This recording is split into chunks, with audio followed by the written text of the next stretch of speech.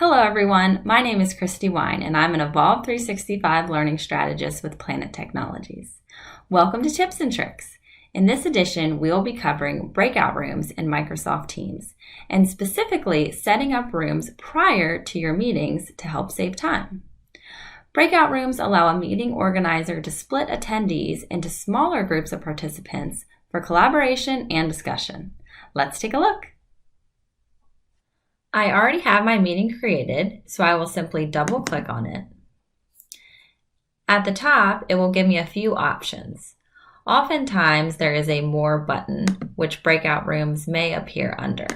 Remember, breakout rooms will not appear as I'm setting the meeting up. It only appears after the meeting is already created. Then it will give me the option to create rooms.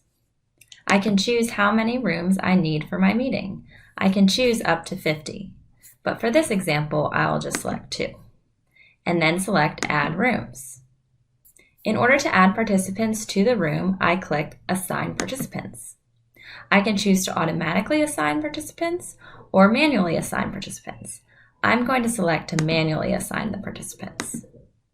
There's 2 different ways to assign participants. I can click on each individual and select the room I'd like to assign them to, or I can select a few individuals and come over here in the right-hand corner and click Assign Room 1. And then I can select the last 3 individuals and click Assign Room 2. And now everyone's assigned to a room and I can select Assign.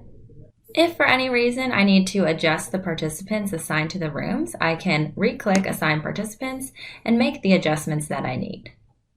We do have a few breakout room settings options. If I select the ellipses in the top right-hand corner, I can edit the name of my room. I can also go to the meeting options by selecting Settings. In the top right-hand corner, I have options to add rooms, recreate the breakout rooms, delete all rooms, or go into the breakout room settings. Now that I have my breakout room set, I'm ready to join the meeting. When I'm ready to start my breakout rooms in the meeting, I can select Breakout Rooms. Here, you can see the breakout rooms that I created prior to the meeting. When I'm ready to start those breakout rooms, I simply click Open. Thank you so much for joining us today. I hope this tip was helpful for you.